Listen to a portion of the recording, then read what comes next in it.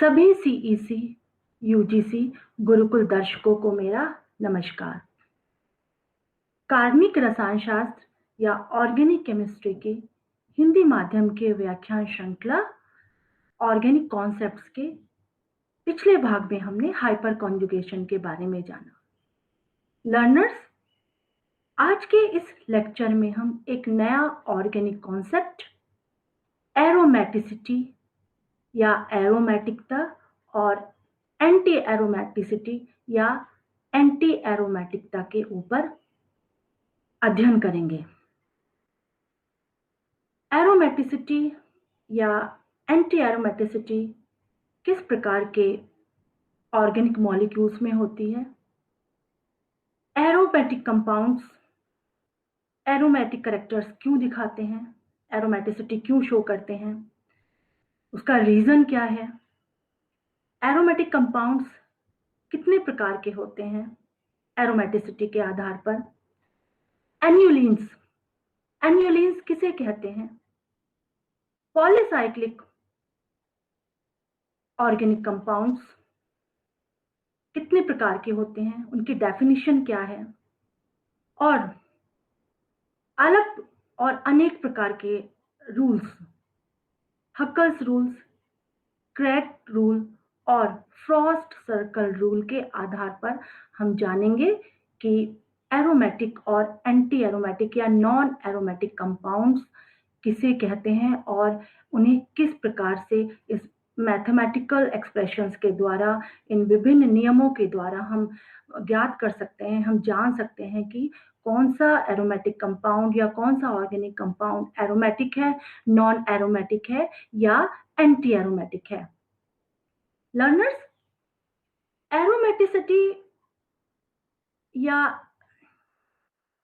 Aromatic जो words है, originally वो अरोमा शब्द से लिया गया है। एरोमेटिक जो हाइड्रोजन है, एरोमेटिक ऑर्गेनिक कंपाउंड्स हैं, वह एक लाक्षणिक एरोमेटिक गंध, एक स्पेशल स्मेल, एक स्पेशल फ्रेगनेंस, एक स्पेशल अरोमा, ओरिजिनली उस शब्द से एरोमेटिक हाइड्रोकार्बन कहा गया है। But it was a misconception, यह एक मिथ्या थी, यह एक गलत फहमी थी, क्योंकि बहुत सारे ऑर्गेनिक कंपाउंड्स ऐसे हैं जो एक स्पेशल फ्रेगनेंस होती है, एक उनमें अरोमा होती है, एक गंध हो, एक प्रकार की गंध होती है, लेकिन वह एरोमेटिक नहीं है। इसी प्रकार के बहुत सारे ऑर्गेनिक कंपाउंड्स ऐसे भी हैं जिनमें फ्रेगनेंस होती है, अरोमा होती है और वह एरोमेटिक कंपाउंड्स हैं। लर्नर्स, 1825 में royal institute of research, scientific research, this is in great Britain, London में एक रिसर्च इंस्टीट्यूट है, एक बहुत ही फेमस साइंटिफिक रिसर्च इंस्टीट्यूट है। उसके एक साइंटिस्ट, लेबोरेटरी के डायरेक्टर, उनको कहा गया, पहले गैस लैंप ऑन कर जलाते थे, इल्यूमिनेट करते थे लाइटिंग के लिए।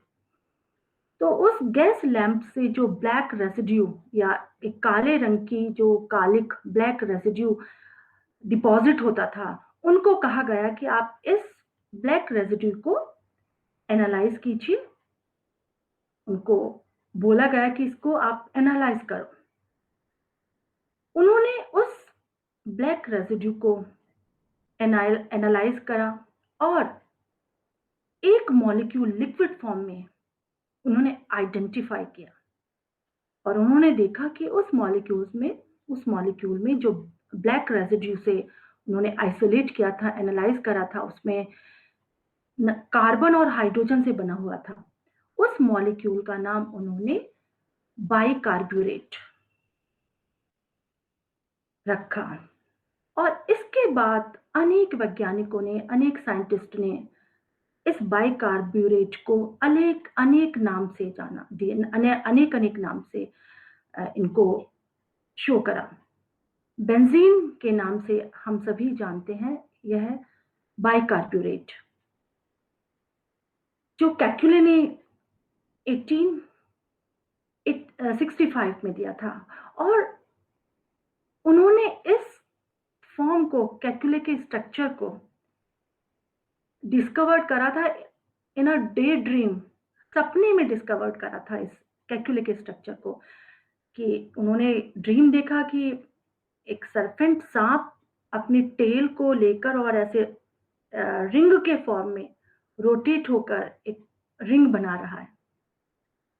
उसके उनके इस ड्रीम को बाद में मनोवैज्ञानिकों ने एनालाइज भी करा। तो 1865 में कैक्युले ने यह बेंजीन का फॉर्मूला दिया।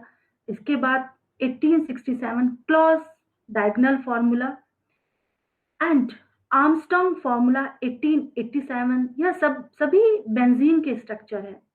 अनेक वैज्ञानिकों ने बेंजीन के स्ट्रक्चर दिए। डेवार फॉर्मूला 1867 में दिया, और लैंड्सबर्ग फॉर्मूला, जो कि एक प्रिज्म के रूप में था, 1869 में दिया। इन सभी जो प्रपोज्ड फॉर्मूला थे, कैक्युले के स्ट्रक्चर को छोड़कर सभी प्रपोज्ड फॉर्मूला को डिस्कार्ड कर दिया गया। सभी को किसी न किसी आधार पर रिजेक्ट कर दिया गया। यह फॉर्मूला, डिवार फॉर्मूला में आप देख सकते हैं, दिस इज असिमेट्रिक। इसका कारण था कि यहाँ कोई पैरालिंकेज नहीं है। और क्लॉस फॉर्मूला आप देखिए, इस क्लॉस फॉर्मूला में all the carbons bonded to each other, तो यह भी रिजेक्ट कर दिया गया, क्योंकि यह हेक्सावेलेंट जो मॉलिक्यूल्स होते हैं, सल्फर लाइक सल्फर, उनसे यह रिएक्ट नहीं कर सकता, अनसिमेट्रिकल मॉलिक्यूल है। इसी प्रकार आर्मस्ट्रांग का formula, para positions, linkage positions है। और लैंड्सबर्ग फॉर्मूला, इस लैंड्सबर्ग फॉर्मूला में आप देखिए, यह एक अनसिमेट्रिकल फॉर्मूला है और इसमें कोई भी डबल बॉन्ड नहीं है। तो कैक्युले के स्ट्रक्चर को छोड़कर सभी फॉर्मूलाज को, सभी स्ट्रक्चर को डिस्कार्ड कर दिया गया, रिजेक्ट कर दिया गया किसी न किसी बेस के आधार पर। और इस प्रकार एरोमेटिक ऑर्गेनिक कंपाउंड्स को रिलेट करा गया बेंजीन से, कि एक असंतृप्त हाइड्रोकार्बन जिसमें एक या अधिक प्लेनर रिंग होती है, और जो दो प्रकार के सहसंयोजक बंध से जुड़ी हुई होती है। सहसंयोजक बंध कोवेलेंट बॉन्ड, एक पाई बॉन्ड और एक सिग्मा बॉन्ड। तो अनसैचुरेटेड कंपाउंड्स हैव वन और मोर प्लेनर रिंग।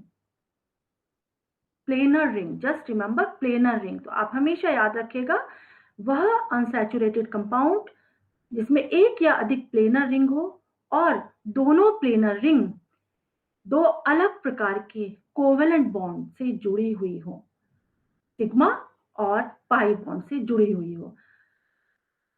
लेटेस्ट 1931 में लिनियस पॉलिंग, उन्होंने बेंजीन का एक स्ट्रक्चर रेजोनेंस हाइब्रिड के बारे में बताया और कहा कि बेंजीन एक सिंगल स्ट्रक्चर है और which is resonance hybrid of Kekule structure. Benzene Kekule structure का संकरित फॉर्म है, अनुनादी स्ट्रक्चर, हाइब्रिड स्ट्रक्चर है। तो इस प्रकार बेंजीन का रेजोनेंस की डिस्कवरी हुई कि किस प्रकार से बेंजीन रिंग में रेजोनेंस होता है, डीलोकलाइजेशन इलेक्ट्रॉन्स का होता है, इलेक्ट्रॉन्स का स्थानांतरण होता है, और इसी डीलोकलाइजेशन से एरोमेटिक कैरेक्टर या एरोमेटिक हाइड्रोकार्बन्स का के स्टेबिलिटी के बारे में पता चला। एरोमेटिसिटी को डिफाइन किया गया कि रिंग, जो प्लेनर रिंग है, यहाँ बेंजीन रिंग में देखिए आप, यहाँ बेंजीन रिंग में 6 कार्बन और प्रत्येक कार्बन के पास pz ऑर्बिटल है और हर एक pz orbital is parallel to each other. तो यहाँ pz ऑर्बिटल पैरेलल है एक दूसरे के, और इसके अलावा दोनों जो एंगल्स हैं pz ऑर्बिटल में, sp2 हाइब्रिडाइज्ड जो कार्बन कार्बन एंगल है वह 120 डिग्री पर है। तो this is very important condition molecules के प्लेनैरिटी के लिए, प्लेनर के लिए। मॉलिक्यूल्स तभी प्लेनर माना जाएगा जब p ऑर्बिटल्स पैरेलल हो, समानांतर हो एक दूसरे के। तो यहाँ p orbitals is parallel to each other and the bond angle between the carbon is 120 degree. और यहाँ हम देख रहे हैं कि p orbitals, pz orbitals is half above the plane, half below the plane, आधा ऊपर है और आधा नीचे है। इस प्रकार डीलोकलाइजेशन, जो यहाँ इलेक्ट्रॉन्स का डीलोकलाइजेशन है, पूरे रिंग में एक समान होता है। इस आप स्लाइड में देखिए, पूरे रिंग में एक समान होने के कारण इलेक्ट्रॉन की डेंसिटी या चार्ज या इलेक्ट्रॉन का घनत्व एक समान होता है और इस प्रकार से यह एक पाई मॉलिक्यूलर ऑर्बिटल या पाई मॉलिक्यूलर क्लाउड बनाता है। लर्नर्स, इसी कारण, इसी डीलोकलाइजेशन के कारण एरोमेटिक कंपाउंड एरोमेटिसिटी को शो करते हैं। यह सभी p ऑर्बिटल एक दूसरे के समानांतर है। p orbitals overlap equally and continuously, लगातार इक्वली और लगातार वह ओवरलैप करते हैं और उस ओवरलैप के कारण पाई मॉलिक्यूलर ऑर्बिटल वह बनाते हैं। यहाँ आप देखिए, एक यहाँ हमने बेंजीन का एक एंगल बनाया, वो स्ट्रक्चर बनाया हुआ है जिसमें सभी बॉन्ड लेंथ हर एक कार्बन की डीलोकलाइजेशन के कारण एक समान है और हर कार्बन कार्बन के बीच में एंगल 120 डिग्री है। इसका अर्थ है कि यह बेंजीन पैरेलल है और फुली कॉन्जुगेटेड है, क्योंकि सभी p ऑर्बिटल डीलोकलाइजेशन के कारण, पाई इलेक्ट्रॉन्स का डीलोकलाइजेशन के कारण यहाँ एक पाई इलेक्ट्रॉन क्लाउड बन रहा है, एक मॉलिक्यूलर पाई इलेक्ट्रॉन क्लाउड। उसके कारण यहाँ इलेक्ट्रॉन की डेंसिटी या इलेक्ट्रॉन रेजोनेंस के कारण, इलेक्ट्रॉन डीलोकलाइजेशन के कारण यहाँ रेजोनेंस उत्पन्न होता है और रेजोनेंस के कारण ही सभी एरोमेटिक कंपाउंड्स, एरोमेटिक कार्बनिक यौगिक एरोमेटिसिटी को दिखाते हैं, एरोमेटिक कैरेक्टर को दिखाते हैं।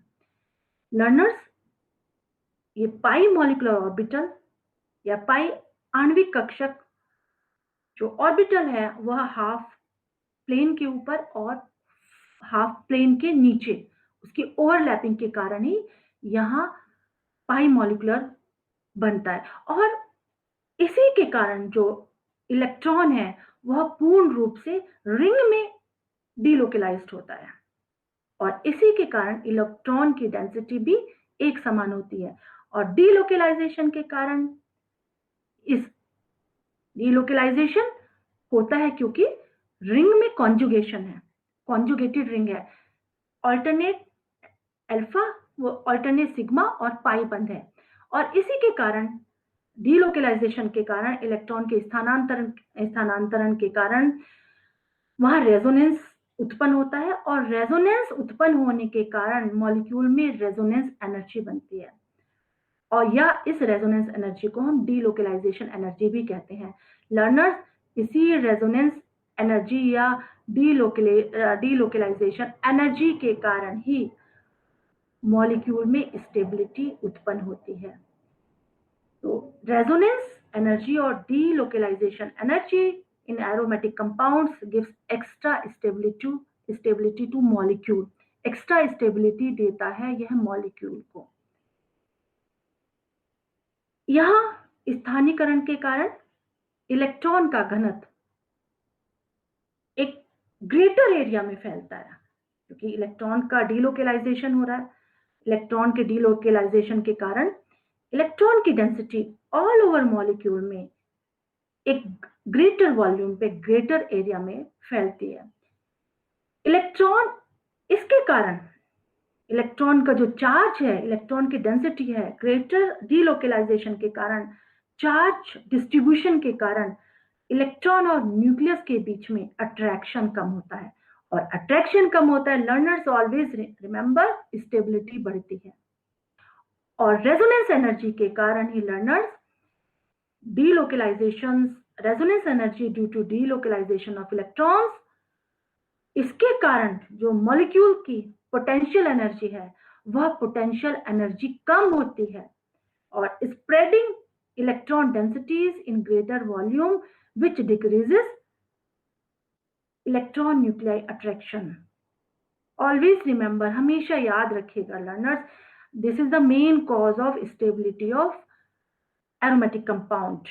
रेजोनेंस, डीलोकेलाइजेशन होता है इलेक्ट्रॉन्स का, डीलोकेलाइजेशन के कारण जो इलेक्ट्रॉन की डेंसिटी है वह ग्रेटर वॉल्यूम में स्प्रेड होती है। ग्रेटर वॉल्यूम में स्प्रेड होने के कारण वह रेजोनेंस एनर्जी या डीलोकेलाइजेशन एनर्जी के कारण वह मॉलिक्यूल की पोटेंशियल एनर्जी को कम करता है, और जिसके कारण न्यूक्लियर और इलेक्ट्रॉन का इंटरेक्शन कम होता है, और इस इंटरेक्शन कम होने के कारण this gives extra stability two molecule. Aromatic compounds में एक्स्ट्रा स्टेबिलिटी आती है, और लर्नर्स यही एरोमेटिसिटी होती है, इसी करेक्टर को हम एरोमेटिसिटी कहते हैं। यही कारण है एरोमेटिसिटी या एंटी एरोमेटिसिटी का। तो एक इंपॉर्टेंट पॉइंट और आप याद रखिएगा, सभी एरोमेटिक कंपाउंड्स की लो हीट ऑफ हाइड्रोजनेशन होती है। लो हीट ऑफ हाइड्रोजनेशन का अर्थ है डीलोकेलाइजेशन के कारण या मूवमेंट के कारण रेजोनेंस होता है, और जब हम इस बेंजीन को या किसी भी एरोमेटिक कंपाउंड को हाइड्रोजनेट करते हैं, एडिशन ऑफ हाइड्रोजन करते हैं, तो एडिशन ऑफ हाइड्रोजन से जो पाई बॉन्ड है वो सिग्मा बॉन्ड में चेंज हो जाता है। जैसे बेंजीन का अगर हम करेंगे, बेंजीन साइक्लोहेक्सेन में कन्वर्ट होगी, तो उसमें पाई बॉन्ड्स को सिग्मा बॉन्ड में कन्वर्ट करने में जो एनर्जी रिलीज होती है वही लो हीट ऑफ हाइड्रोजनेशन बोलते हैं। तो जितनी अधिक लो हीट ऑफ हाइड्रोजनेशन होगी, मॉलिक्यूल उतना ही स्टेबल होगा। दूसरा important point learners, low heat of combustion, जो दहन है, दहन के समय जो एनर्जी रिलीज होती है वह लो हीट ऑफ कंबशन भी एरोमेटिक कंपाउंड्स का बहुत ही कम होता है।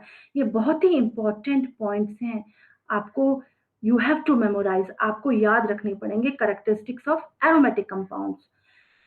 Low heat of combustion, low heat of hydrogenation. तो लो हीट ऑफ कंबशन में है मॉलिक्यूल की जितनी हीट ऑफ हाइड्रोजनेशन होगी उतनी ही मॉलिक्यूल की या रिएक्टेंट जो बनेगा उसकी एनर्जी कम होगी, और उसके कारण जो प्रोडक्ट होगा वो बहुत स्टेबल होगा, स्टेबिलिटी उसकी ज्यादा होगी। इसी प्रकार हीट ऑफ कंबशन, दहन या जलने की प्रक्रिया, जब heat released when compound is burn, जब कंपाउंड बर्न करते हैं और जो हीट रिलीज होती है उसको हीट ऑफ कंबशन कहते हैं। तो यहाँ हीट ऑफ कंबशन भी बहुत कम है। और एक इंपॉर्टेंट पॉइंट है, एक इंपॉर्टेंट जो फैक्टर है एरोमेटिक कंपाउंड्स का, हमेशा वो एरोमेटिक कंपाउंड्स धुएंदार ज्वाला या सूटी फ्लेम से जलते हैं, जो स्मोक्ड फ्लेम होती है उसमें। लर्नर्स, मैं आपको बताऊंगी क्या रीजन है क्यों एरोमेटिक कंपाउंड्स बर्न्स विद सूटी flames. This is also characteristics of aromatic compounds. less heat of combustion, low heat of hydrogenation and sooty flames. इसके अलावा हीट ऑफ कंबशन या अनबर्न्ड कार्बन के कारण होता है।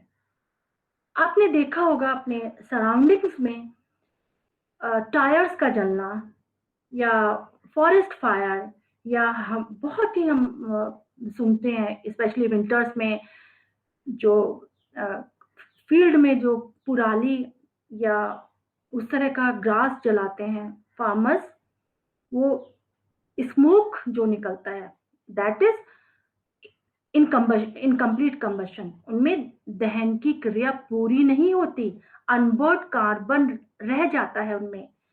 और इसी के कारण इन्वायरमेंटल पोल्यूशन का एक बहुत बड़ा फैक्टर है यह जो फायर वुड फॉरेस्ट फायर और तरह की इस तरह की जो जिसमें पॉलीसाइक्लिक हाइड्रोकार्बन कंपाउंड्स होते हैं, क्योंकि इनमें पॉलीसाइक्लिक हाइड्रोकार्बन कंपाउंड्स होते हैं, और पॉलीसाइक्लिक हाइड्रोकार्बन जब बर्न करते हैं तो वहां पर एक ग्रेटर अमाउंट में अनबर्न्ड कार्बन रह जाता है। बेंजीन का उदाहरण देके मैं समझा रही हूँ। बेंजीन में 6 हाइड्रोजन और 6 कार्बन है, आप देख सकते हैं। In presence of free oxygen, दहन की प्रक्रिया जब फ्री ऑक्सीजन में होती है तो यहाँ 6 molecules of CO2 in liquid, in gaseous form, water vapours, इसके अलावा कार्बन और कार्बन मोनोऑक्साइड, और यह कार्बन अनबर्न्ड कार्बन ही it's a big cause of pollution. What is the reason? आप देखिए, बेंजीन के स्ट्रक्चर में 6 कार्बन और 6 हाइड्रोजन है, और कार्बन का मास 12 और हाइड्रोजन का 1, तो आप देख सकते हैं कि 72 ग्राम per mole of carbon and 6 gram per mole of hydrogen in a molecule of benzene।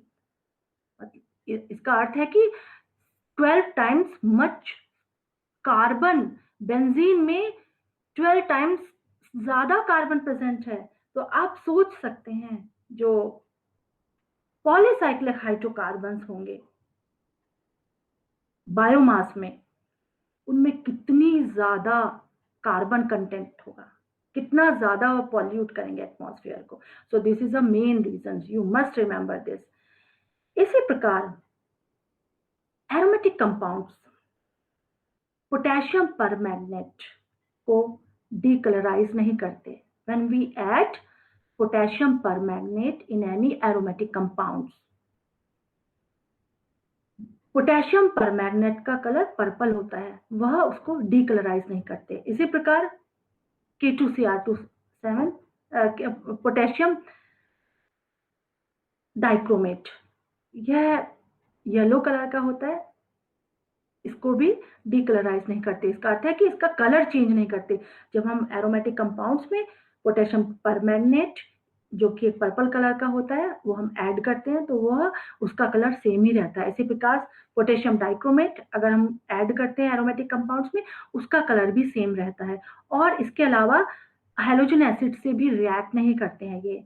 लेकिन लर्नर्स, अगर सब्स्टिट्यूटेड एरोमेटिक कंपाउंड्स हैं, अगर बेंजीन रिंग पर कोई एल्कीन जुड़ा हुआ है, तब यह डीकलराइज करेंगे, क्योंकि उसमें एडिशन उसका ऑक्सीडेशन होगा, डबल बॉन्ड पे OH लग जाएगा। But pure aromatic compounds does not decolourise KMnO4 और K2Cr2O7। इसी प्रकार एरोमेटिसिटी के आधार पर हम एरोमेटिक कंपाउंड्स को 2 प्रकार से बांट सकते हैं। एरोमेटिक कैरेक्टर के आधार पर, जिस प्रकार से हमने डीलोकलाइजेशन देखा रिंग में, उसके आधार पर हम 2 प्रकार से बांट सकते हैं, बेंजेनॉइड कंपाउंड और non benzenoid aromatic compounds. Benzenoid compounds आप वर्ड से ही समझ पा रहे होंगे, जिसमें बेंजीन जैसा स्ट्रक्चर हो, वह बेंजेनॉइड कंपाउंड्स कहलाते हैं। इसी प्रकार नॉन बेंजेनॉइड कंपाउंड्स जिसमें बेंजीन जैसा स्ट्रक्चर नहीं हो। थर्ड, मोनोसाइक्लिक एरोमेटिक कंपाउंड्स, इन्हें हम एन्युलिन्स भी कहते हैं। तो मोनोसाइक्लिक एरोमेटिक कंपाउंड्स अगर अनसब्स्टिट्यूटेड है, अर्थात एक सिंगल रिंग है, वह रिंग 3 मेंबर भी हो सकती है, 4 मेंबर भी हो सकती है, पॉलीइन भी हो सकती है। बट मोनोसाइक्लिक एक ही रिंग हो और अनसब्स्टिट्यूटेड हो, इसका अर्थ है कि उस पर कोई भी कार्बन से कोई भी सब्स्टिट्यूटेड ग्रुप अटैच ना हो और रिंग में ऑल्टरनेट डबल और सिंगल बॉन्ड हो, एकल और द्विबंध हो, वह एन्युलिन्स कहलाते हैं। उन्हें हम एन्युलिन्स कहते हैं। एग्जाम्पल यहाँ देखिए, बेंजीन 6 एन्युलिन्स, ऑल्टरनेट डबल और सिंगल बॉन्ड। लर्नर्स को लिखने का तरीका क्या होता है?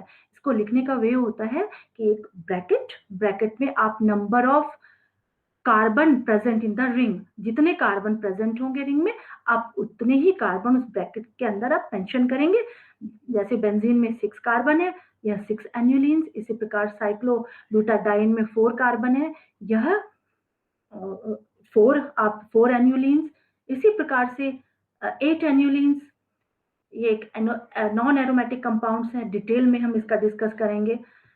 इसी प्रकार से 10 एन्युलिन्स, तो जितने भी 10, ये पॉलीइन है लेकिन एक सिंगल स्ट्रक्चर है, आप देखिएगा ये एक पॉलीइन है, मतलब इसमें जो डबल बॉन्ड है वो अनेक है लेकिन एक सिंगल रिंग है, क्लोज रिंग है। तो यह 10 एन्युलिन, 10 कार्बन है, तो इसमें ब्रैकेट में आप लिखिएगा 10, तो 10 एन्युलिन। इसी प्रकार 14 एन्युलिन्स, 18 एन्युलिन्स, 20 एन्युलिन्स। तो जितने मोनोसाइक्लिक अनसब्स्टिट्यूटेड एरोमेटिक कंपाउंड्स जिसमें ऑल्टरनेट डबल और सिंगल बॉन्ड हो, उनको हम एन्युलिन्स कहते हैं। और जितने नंबर ऑफ कार्बन्स होते हैं उसको हम ब्रैकेट में रिप्रेजेंट करते हैं। Substituted benzene organic aromatic compound, substituted aromatic compounds जिसमें बेंजीन रिंग में कोई सब्स्टिट्यूएंट हो, जैसे हम देख रहे हैं बेंजीन रिंग में एक OH और Na2 नाइट्रोफिनॉल और दूसरी बेंजीन रिंग में CH3 और CH3। Learners, polycyclic aromatic compounds, polycyclic aromatic compound जिसमें एक या एक से अधिक रिंग हो, बेंजीन रिंग हो। 2 प्रकार के होते हैं ये, आइसोलेटेड पॉलीसाइक्लिक एरोमेटिक कंपाउंड और fused polycyclic aromatic compound. Fused polycyclic aromatic compound में एक से अधिक, 2 से अधिक बेंजीन रिंग होती है। और लर्नर्स ऑलवेज रिमेंबर, जो रिंग का लिंकेज है वो 2 कार्बन शेयर करते हैं। तो आप इसमें देखिए, ऑर्थो नेप्थलीन में देखिए आप ऑर्थो एंड मेटा पोजीशन पर 2 कार्बन ने रिंग को शेयर करा हुआ है। तो इसी प्रकार फेनेंथ्रीन ट्राइसीन, यह सब 2 कार्बन से शेयर करा हुआ है, उन्होंने अटैच्ड हुए हैं। तो यह पॉलीसाइक्लिक एरोमेटिक कंपाउंड्स है। लर्नर्स, इनको PHs, इनको पॉलीसाइक्लिक एरोमेटिक हाइड्रोकार्बन्स ही भी कहते हैं। बेंजाएंथ्रासीन, it's a smoke which released from the cigarette, तो that is also carcinogenic। तो इसमें बहुत सारे पॉलीसाइक्लिक हाइड्रोकार्बन्स ऐसे होते हैं जो कार्सिनोजेनिक होते हैं, कैंसरस होते हैं। इसी प्रकार से आइसोलेटेड बेंजीन रिंग या polycyclic aromatic compounds, isolated benzene ring होगी इसमें, लेकिन 2 जो बेंजीन रिंग है वो किसी समूह से अलग होंगे। तो यहाँ डाइफिनाइल या बाइफिनाइल में देखिए आप 2 कार्बन सिंगल बॉन्ड से ये सेपरेट है। इसी प्रकार डाइफिनाइल मीथेन यह CH2 ग्रुप से सेपरेट है। नॉन बेंजीनॉइड कंपाउंड्स, जैसे आप नाम से देख पा रहे हैं, non benzenoid compounds, non benzenoid compounds benzene ring नहीं होती, बेंजीन जैसे नहीं होते। आपको यह याद रखना, बेंजीन रिंग या बेंजीन जैसे नहीं दिखते हैं। यह एंटी एरोमेटिक या नॉन एरोमेटिक भी हो सकते हैं, लेकिन यह इनमें ऑल्टरनेट डबल बॉन्ड और सिंगल बॉन्ड कॉन्जुगेटेड सिस्टम होता है। तो यहाँ आप देखिए जितने भी एग्जांपल्स हैं सभी नॉन बेंजीनॉइड एरोमेटिक कंपाउंड्स हैं। यह ज्यादातर कंपाउंड्स यह एंटी एरोमेटिक या एरोमेटिक शो करते हैं। तो यहाँ हम देख रहे हैं नॉन बेंजीनॉइड कंपाउंड्स, कोई भी स्ट्रक्चर बेंजीन रिंग जैसा नहीं है। तो यहाँ 3 membered, 4 membered, 5 membered, 6 membered, 7 members and और उससे भी ज्यादा, लेकिन 6 मेंबर्ड में यहाँ बेंजीन रिंग नहीं होना चाहिए, तो उन्हें हम नॉन बेंजीनॉइड एरोमेटिक कंपाउंड्स बोलते हैं। इसी प्रकार एरोमेटिक या नॉन एरोमेटिक हेट्रोसाइक्लिक यौगिक, हेट्रोसाइक्लिक यौगिक वह यौगिक, इन हेट्रोसाइक्लिक यौगिकों को हम हेट्रोएन्युलिन्स भी कहते हैं। लर्नर्स, इनमें एक हेट्रो एटम होता है, एक कार्बन किसी हेट्रो एटम से जुड़ा हुआ होता है। तो पायरिडीन, पायरॉल, फ्यूरॉन, थायोफिन, इन्हें हम देख सकते हैं, ये हेट्रोसाइक्लिक एरोमेटिक कंपाउंड है। इन्हें हम हेट्रोएन्युलिन से भी कह सकते हैं। इसी प्रकार फ्यूज्ड में आप देख लीजिए, यहाँ पर भी फ्यूज्ड हेट्रोसाइक्लिक एरोमेटिक कंपाउंड्स है। यहाँ नाइट्रोजन जुड़ा हुआ है, अगले एग्जाम्पल में NH जुड़ा हुआ है, और पायरामिडीन में एक साइक्लिक बेंजीन रिंग, और यहाँ 2 नाइट्रोजन, तो यह 2 नाइट्रोजन जुड़े हुए हैं। यह heterocyclic aromatic organic compound. Learners,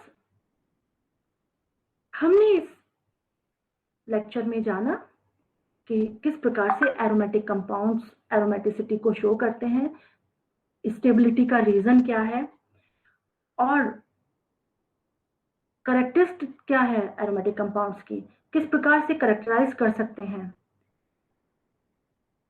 इसके अलावा अलग अलग प्रकार के एरोमेटिक कंपाउंड्स, उनका क्लासिफिकेशन हमने यहाँ देखा। लर्नर्स, एरोमेटिक कंपाउंड्स एक विशेष शाखा है। एरोमेटिक कंपाउंड्स जितने भी जो मेन सोर्स है एरोमेटिक कंपाउंड्स का, वह पेट्रोलियम या कोल है, या फिर वुड्स है। लर्नर्स, जितने भी ये पॉलीसाइक्लिक एरोमेटिक कंपाउंड्स हैं, they can be converted into biochar. Biochar एक ऐसा सॉइल न्यूट्रिएंट्स है जो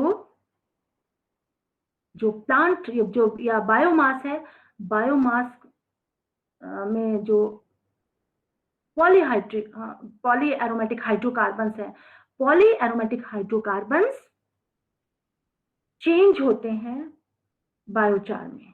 तो इस प्रकार हम कह सकते हैं कि एरोमेटिक कंपाउंड्स हैं, उनसे हम बहुत यूजफुल प्रोडक्ट्स भी बना सकते हैं। इसके अलावा बहुत सारी ऐसी डाइज हैं, पेंट्स हैं, जिन्हें हम बनाने के लिए एरोमेटिक कंपाउंड्स को यूज करते हैं।